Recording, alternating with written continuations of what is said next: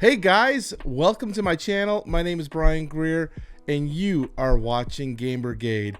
If you are new to the show, we do reviews, previews, playthroughs, and have conversations on our favorite board games. So if that sounds interesting, please stay tuned for the rest of the show. And it has been nearly a year since I've done that intro. Figured why not try it again, who knows. So we are doing the top 10 games that I played in 2021 that were new to me. If you haven't seen the first part of this episode where we did 20 through 11, please check out that video prior to watching this one. I would like you to see the full experience. So today we are going to break it out. I got the list here. I am going to try my best to make sure we do them in order, unlike last time because that was very embarrassing. So let's just get right down to it. Why not? So first off, before we get into this, I said in the last video that this list was very hard to make because a lot of these games are really good and I really enjoy them. So I was having a hard time placing them, but I felt like the list I have created here is a very good representation of my final number. So, okay. Coming in at number 10 was Nemesis. And this one I feel like might be surprising for some of my viewers, given how Nemesis was, and I'm saying surprising in the sense of that it's number 10 and not potentially higher. And that is because Nemesis was my 2020 most anticipated game after the crowdfunding campaign that they had, Lockdown. So Nemesis arrived in 21. We luckily had a person in our player group who has played Nemesis, so he was able to teach us. So we've played a few games of this since then. And Nemesis is definitely one of those thematic games. Really brings out the childhood spirit in me in terms of reliving some of my favorite sci-fi horror movies like Alien, and that I love. The gameplay and the core gameplay mechanics of this game are definitely punishing, and there's moments in the game where you wish you could potentially interact more with the environment, maybe have a little bit more fight against the aliens. A lot of the times it's just a very brutal experience, and that's not necessarily bad. I've enjoyed my times with Nemesis where the game is tough and you're struggling to survive because it creates very memorable experiences. But there are times when you're playing a character and you just feel worthless, and as monsters come on you, as aliens appear on you, there's nothing you can do because your character's just an old man in a wheelchair and there's nothing you can do. And so I fear for the longevity of Nemesis. In my collection, even I want to see what Lockdown provides and how the characters in this potentially can interact with that. But this one is one that I love but hate. And the last time we played the game was a 6-hour game. One of our players was eliminated about 3 hours into it, so he had to sit there and just hang out and watch. That's not enjoyable. Player elimination is never enjoyable. And at the end, I don't think anyone actually officially won the game because the players that got off the ship were infected.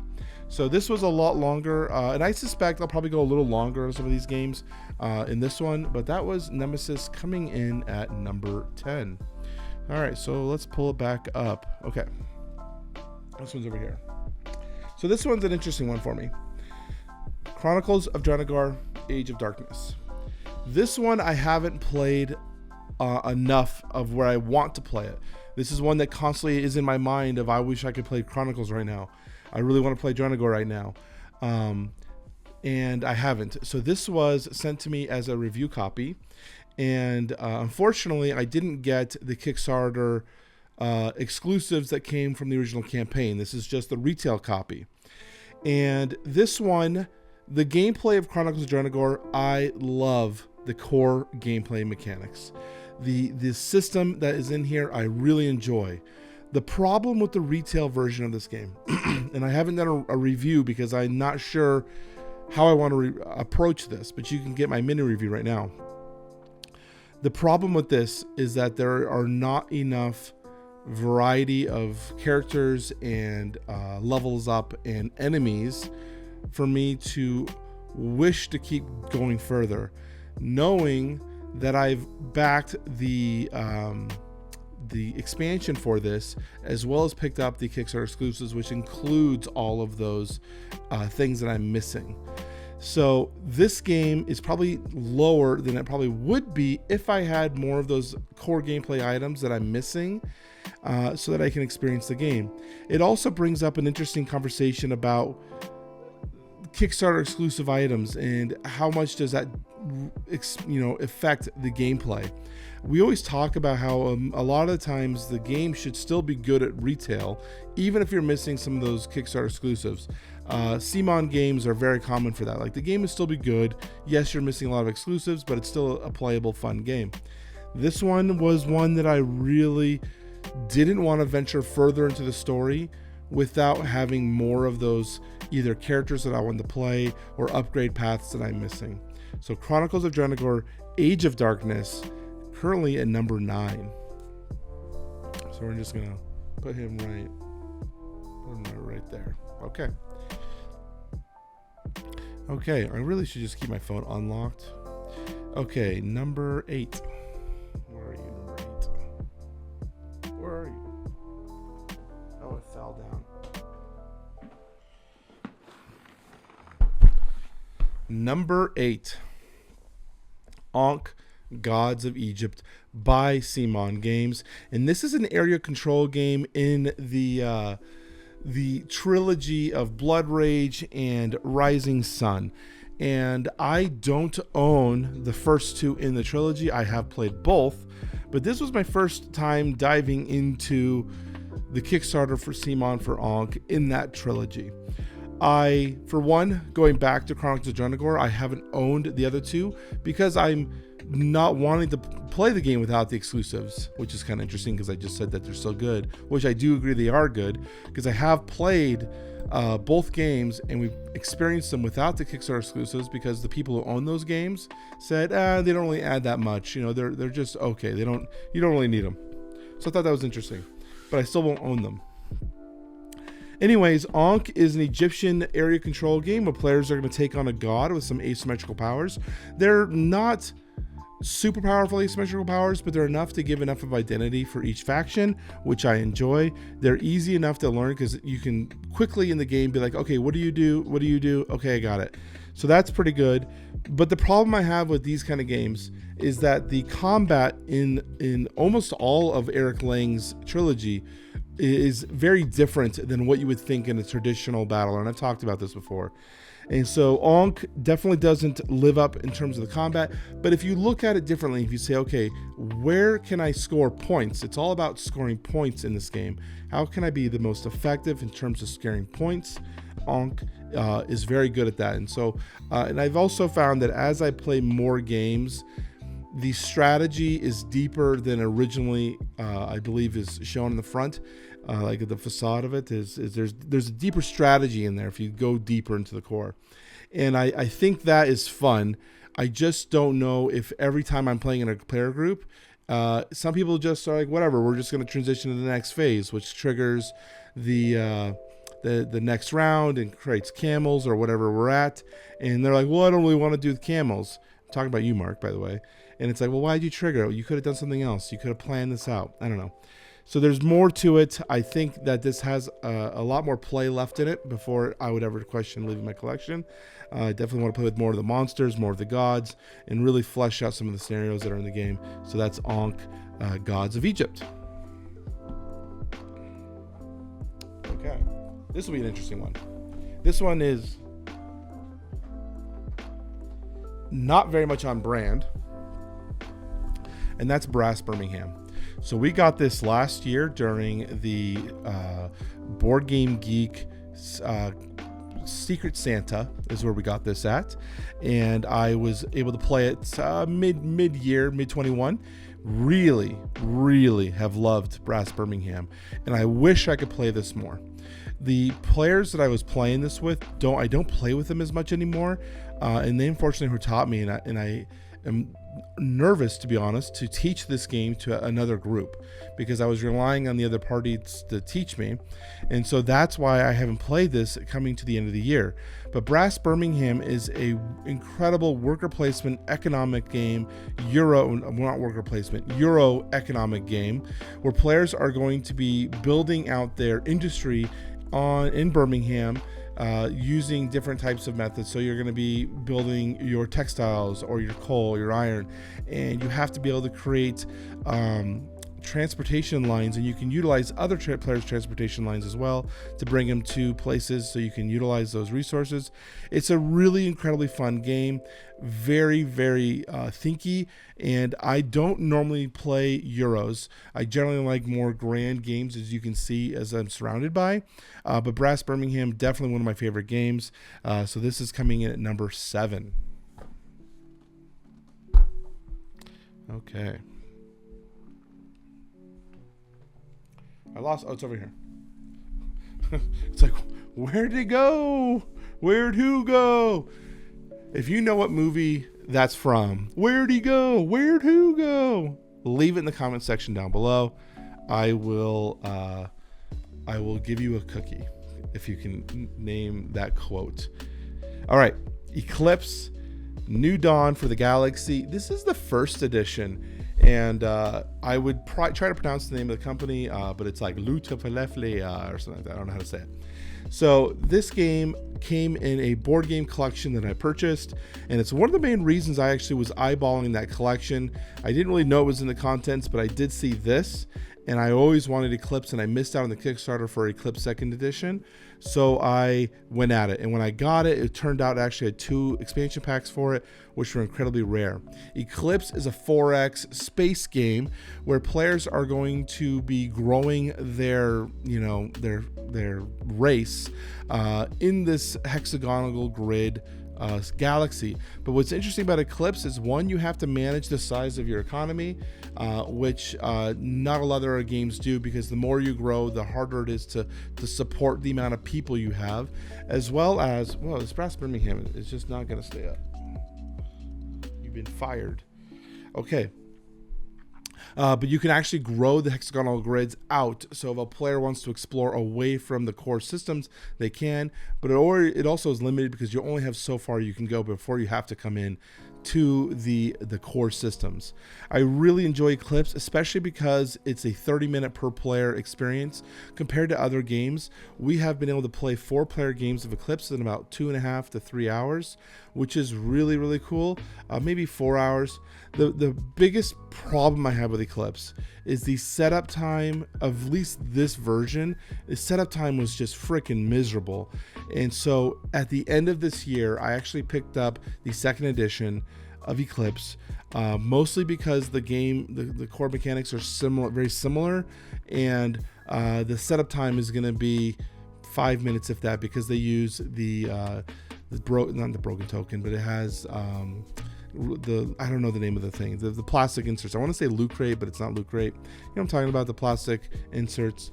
And so this will unfortunately be leaving my collection, although I don't want to, because it's like kind of a collector's item, kind of a grail piece, because of the 2 rare expansions I have with it. But I already have another copy now, so I probably will never play this now that I have the 2nd edition. But that's Eclipse, 2nd Dawn for the Galaxy. So we're just going to put him right over there. Okay, and so where are we now on the list? That was number 6. Okay. Oh, I didn't pull this one out. I didn't pull this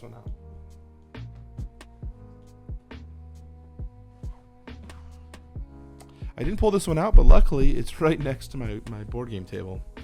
Chemet, Blood and Sand. This was also another Kickstarter that we did in 2020 and arrived in 21. And this is by Matago, a French company.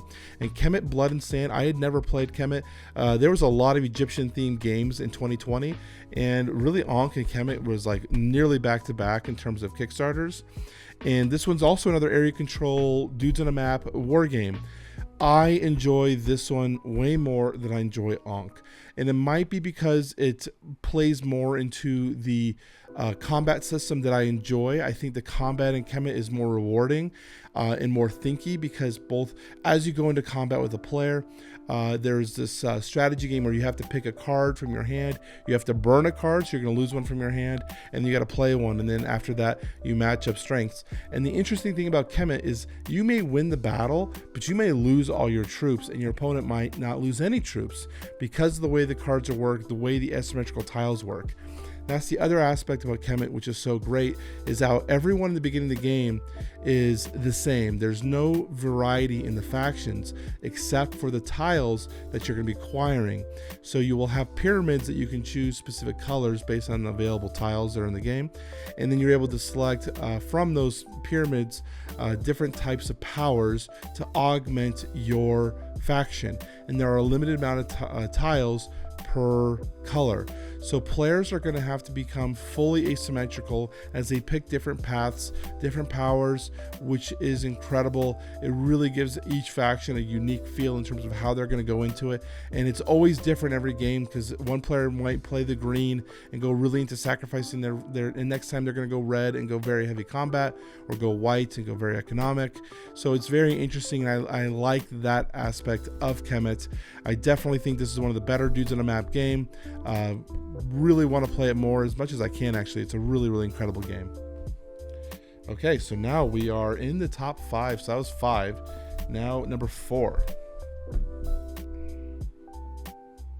Number 4. Oh, okay, let's move Chemet over there. Look at all these big, long box games. They're all so long. So War of the Ring, based on the Lord of the Rings trilogy. This is the first edition, because this also came in the same collection that Eclipse came in. And it also has an extremely rare expansion pack that I have yet to even open. It's still pretty much sealed. And then my daughter, this is all just whatever, but my daughter did that, which is so unfortunate. So that's what I get for letting it set her level. So anyways, War of the Ring. This is, I would say, probably the predecessor to Rebellion. Star Wars Rebellion is on so many people's top 10 lists in terms of the best, most thematic 2-player game. And I do believe it is. I think War of the Ring is another one that's very similar. In War of the Ring, it's another dudes on a map war game, but one player is going to be playing the free folk, the other player is going to be playing the armies of Sauron, and basically you're going to be going at war, replaying the Lord of the Rings stories. And what's my favorite part about this game is the humans and the free folk, they have a limited supply of reinforcements, while the Sauron continually can replenish and reproduce more units. So in open combat, the humans and the elves and the dwarves, they're not going to win long term. They have to figure out alternative strategies. They have to figure out hit and run tactics, or have Frodo and the ring troop get to Mount Doom to throw in the ring. I love the thematics of this game as you going to Isengard with your army, or if you're playing Sauron and you have I don't even know, I can't remember everything. There's so much stuff and I don't want to embarrass myself. But do know that the game is incredible. The amount of movie quotes you'll be saying as you're playing this is going to be off the charts. And it also comes in about 2.5 hours, depending on how well your group is. Really have enjoyed this game. War of the Ring. This is the first edition. The second edition had some minor changes, some gameplay edition changes. The best thing that the second edition does is the map is a lot clearer. The map on this one stinks, but it's still a great, incredible experience. Okay, so this next one's a little cheaty. And my player group kind of called me out on this one. That was going to be a little cheaty. Twilight Imperium 4, the King's expansion. So Prophecy of Kings expansion. I don't own the box for Prophecy of Kings anymore. So you're going to have to just live with the box cover. I'm not bringing down the whole thing. It's too heavy. So Twilight Imperium 1, we hadn't played a game since 2019. And so when the expansion came out, I didn't even think I was going to buy that game because we hadn't touched Twilight Imperium in so long. I talked about this earlier in my channel and how this game used to be one of my favorites, but I don't play it anymore, and how it's losing its space. Well, over the year, we had some friends come out and visit, and so we were able to get a 5-player game of Twilight Imperium going, and then it revitalized my player group as well as myself, and we were able to go and pick up the expansion and get some more games of that in.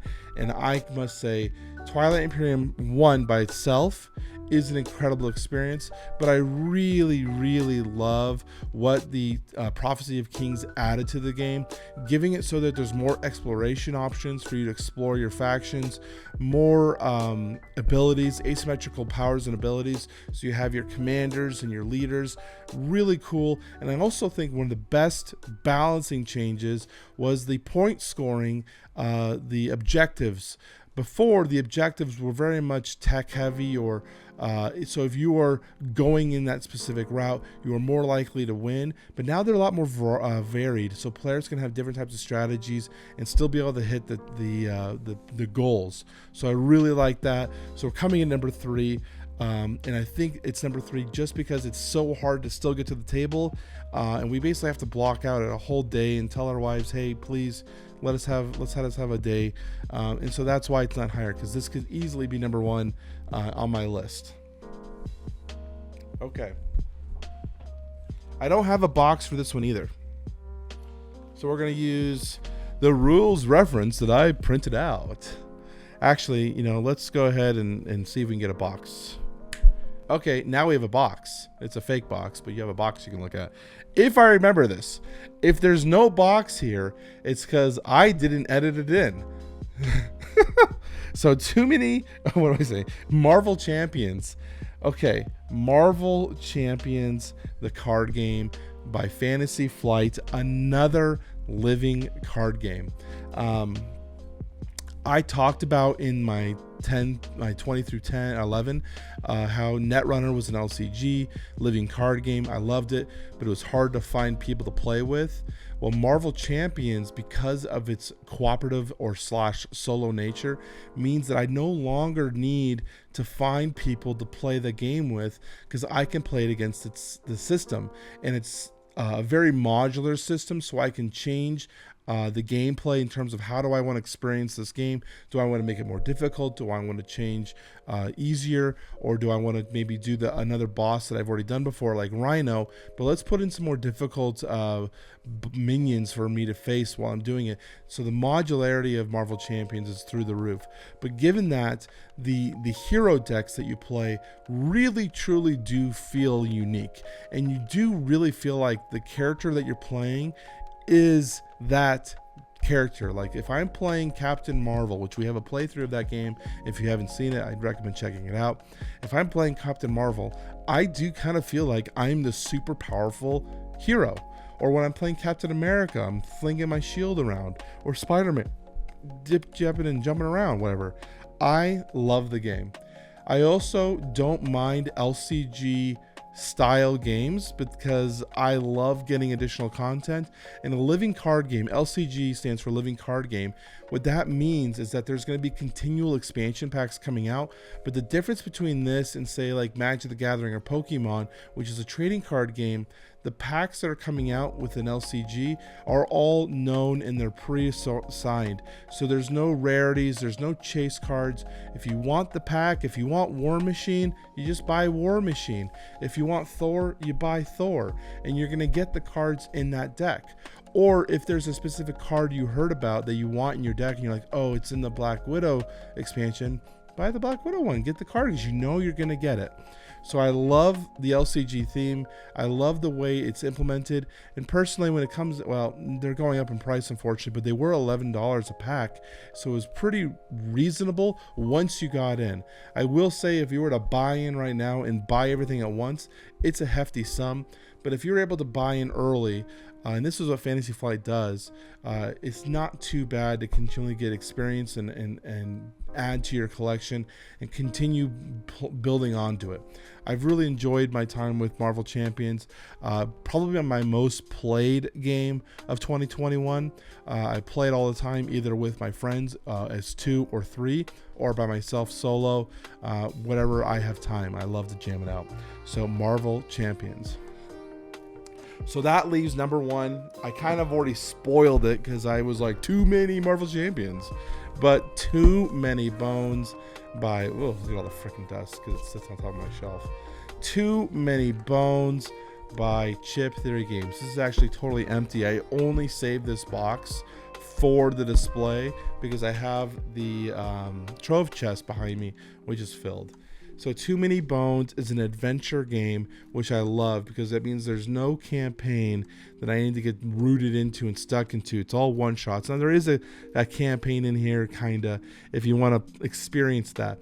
But what do I play Too Many Bones for? I play it for the one-shot experience, to play a new character or play a character I've already done, and really try to experience the nature of the gear locks.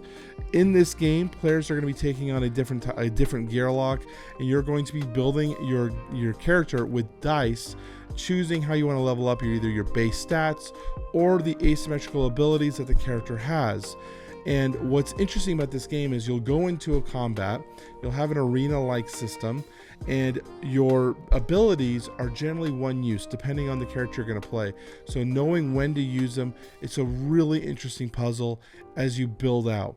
And I love the experience of the adventure because the deck is fairly large, so you can usually get through without having too many repeats. I dislike right now that the first 3 days are all the same. It's super annoying, especially if you're doing like a 8-day journey. Day 1 through 3 is all the same, but they do that so that you get a fairly good start, at least to getting enough points to level up your character.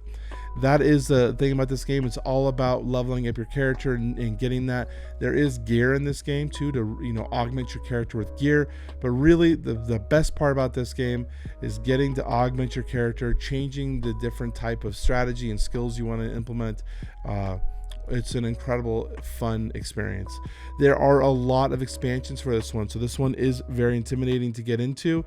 But I would tell anyone, if you are interested in an adventure game, if the gameplay, the core gameplay mechanics look interesting, I would highly recommend it because it's a fun game. I've really enjoyed my time with it, and it holds its value. So if you need to sell it, unfortunately, you could probably get your money back for it. So that's it. Other than the fact that shipping for this game is so freaking high because it's so heavy. That's it. So Too Many Bones coming in at number 1.